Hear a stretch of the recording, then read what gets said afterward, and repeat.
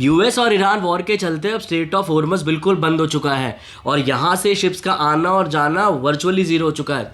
लेकिन आपको पता है कि इसका सबसे बड़ा नुकसान किसको है? क्या यूएसए को? क्या यूरोप को? नहीं, इसका सबसे बड़ा नुकसान है हम एशियन कंट्रीज को, क्योंकि स्ट्रेट ऑफ हॉर्मज़ से 90% से ज़्यादा एक्सपोर्ट इन एशियन कंट्रीज जैसे जापान, चाइना, साउथ कोरिया और इंडिया जैसी कंट्रीज में होता है। अब आओ इस चार्ट से हम ये समझते हैं कि अगर ये वॉर कुछ हफ्ते और चला तो इसका पूरे एशियन मार्केट्स की सप्लाई पर क्या इंपैक्ट पड़ेगा। तो जरा सबसे पहले देखिए यूएसए को। यूएसए के पास 1000 डेज से ज्यादा के भी स्टॉक पाइल हैं अपने क्रूड ऑयल और नेचुरल गैस के। फिर आता है यूरोजोन, जिसके पास 300 से 600 दिन की ऑयल और नेचुरल गैस की सप्लाई है।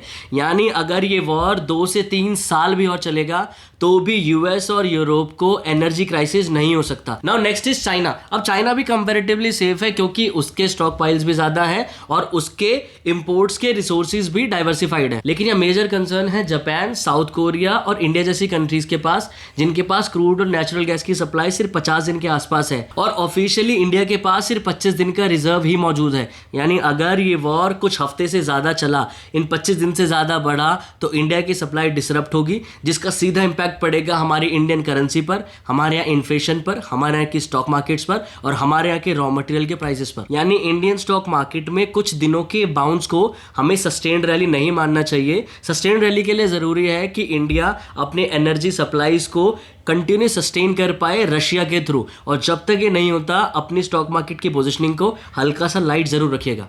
जय हिंद।